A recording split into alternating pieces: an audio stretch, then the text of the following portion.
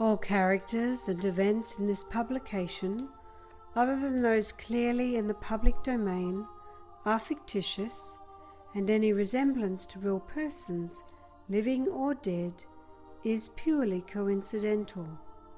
All rights reserved. Copyright 2016 by R.L. Coy. R.L. Coy Books presents The Master of Names by R.L. Coy. Chapter 2, Part 3. Drake took a fighting stance in front of the second flour bag. This is the strike you must learn. It comes in from the right side. When you are striking the enemy, make sure he is off guard. Otherwise, he can easily block your attack with his sword. Drake demonstrated. 1, he said to Plum. Plum watched Drake hit the bag of flour, the blade cutting through the sack like a knife cutting through butter. Then with the bag already half torn open, he said, 2. He swung again, cutting the other side of the flour bag. 3, he said, and took a step back and sliced at the bandit dummy's right arm. 4. He chopped off the dummy's makeshift head. He cut the other arm off the dummy and with satisfaction said, 5. He turned to face Plum. And that is the 1, 2, 3, 4, 5 method. But that is without the bandit struggling. Plum was looking at it skeptically, and then finally said, Well, definitely a way to vent one's frustrations. But don't you think this is a little bit over the top? It is the way it must be done. This is how they will teach you at the School of Black Shadows. There, they use live targets, or more to the point, they use a glamour to make you feel like you are fighting a live target, when, in reality, you are not fighting anything.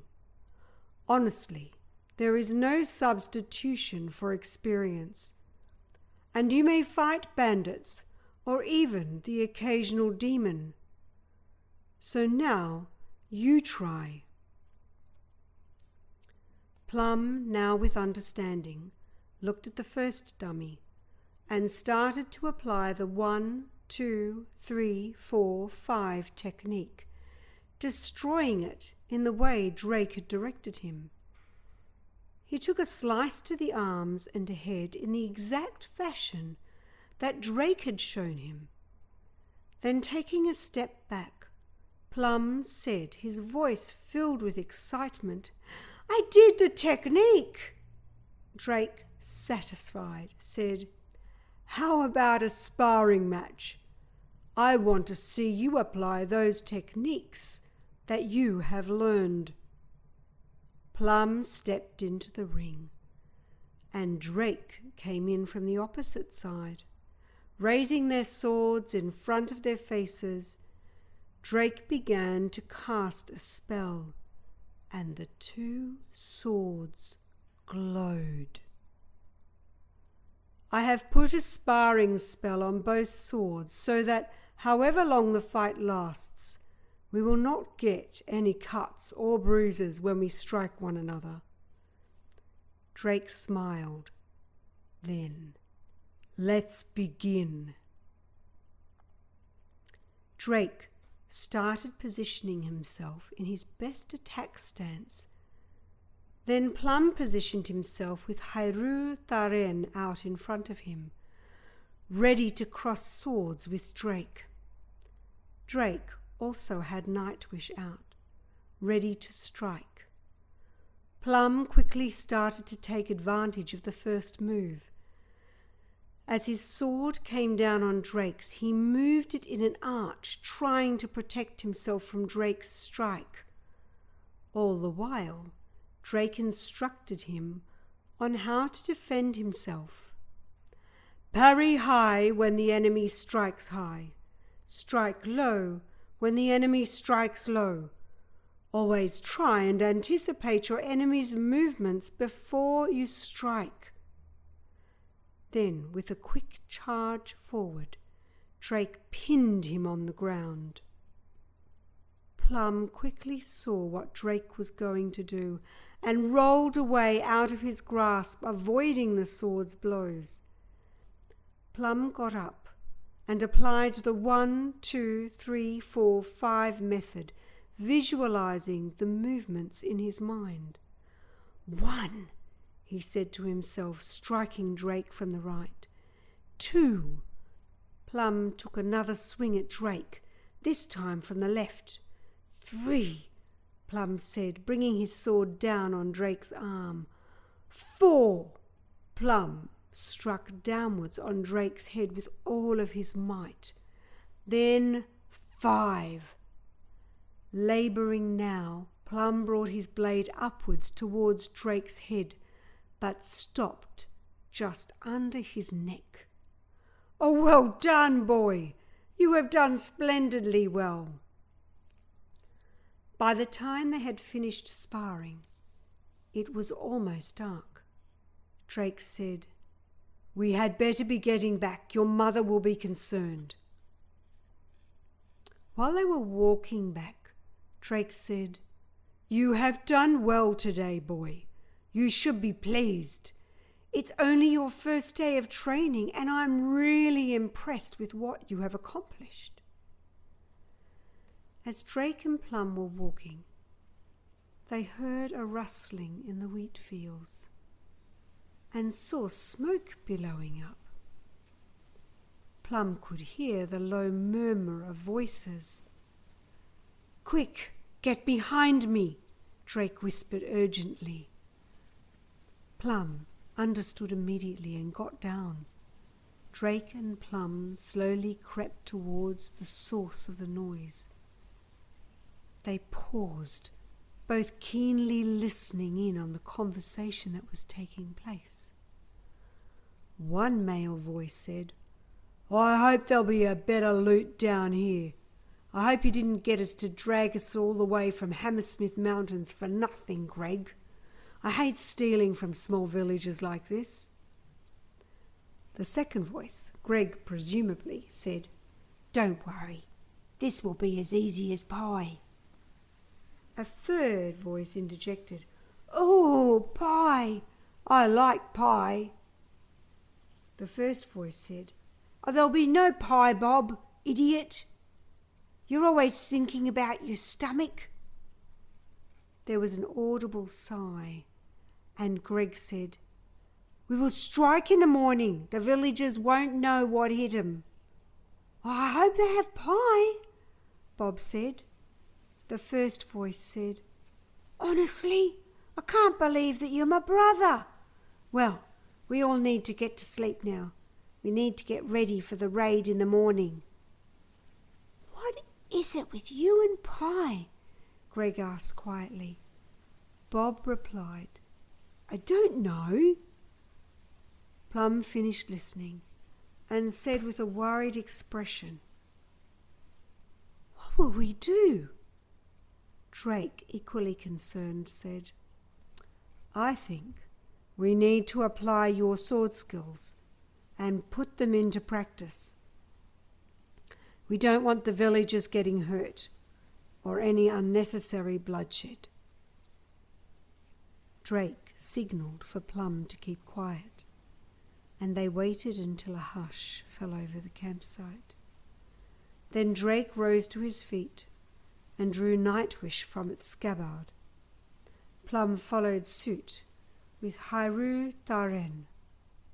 Plum had a horrible feeling of apprehension inside him, with the understanding he may well have blood on his hands by the end of the night.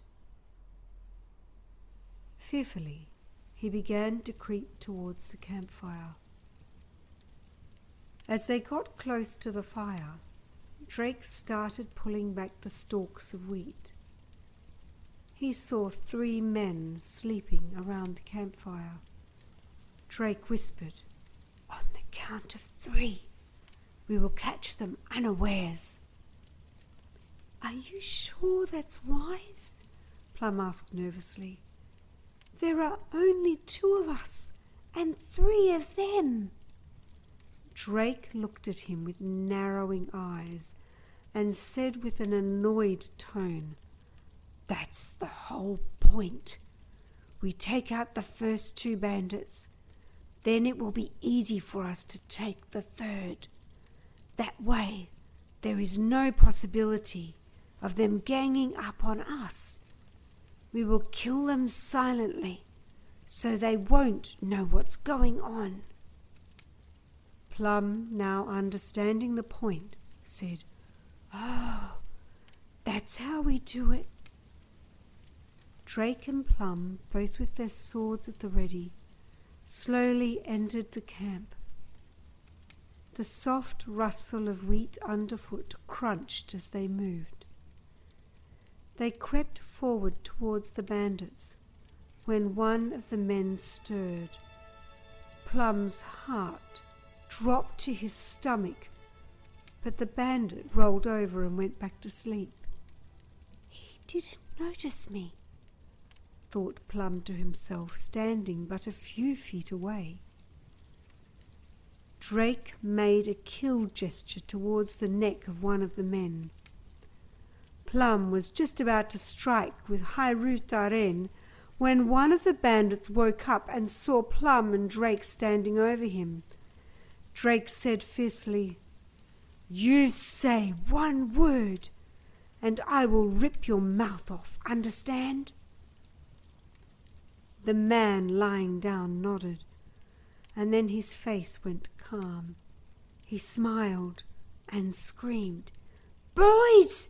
Intruders!" Before he could say another word, Plum drove Hairutaren into his throat. The other 2 bandits saw what was happening and began to rush forward with their maces and shields.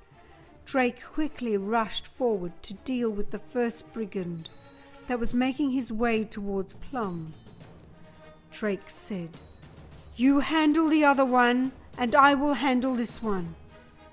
Plum, quickly avoiding the advances of the closest bandit, began to run towards the second one, who was trying to make his way towards Drake.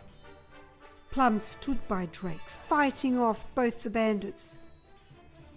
By using the parrying techniques, he was able to fend off most of the blows dished out to him by the bandits, avoiding serious injury. There was an opening. Plum saw his opportunity. He took it, driving Hairutaren straight into the bandit's heart. Then Drake swiftly dealt with the next bandit with very little effort. The bandit's mace swung wide towards the side of Drake's head. Drake anticipated the blow. Counter-attacking, he flipped his sword into his right hand to block the mace. "Now, Plum!" Drake screamed. Plum stabbed Hairutaren into the man's stomach, who then dropped his mace and fell to the ground. "Well done, lad. You have impressed me with your skills even more than before. Let us go back to your mother and let her know that you're okay." Just as Drake finished speaking, they heard a woman calling out, "Plum! Drake! Where are you?" "Over here," said Plum. Adriana appeared through the wheat fields. "By the will of Sinan, what are you doing out here? You could have been killed. Don't you know that there are bandits if you venture too far out? I'm glad to see you're all right, though." Finally, taking notice of where she was, she saw the dead bodies strewn around the campsite and fainted.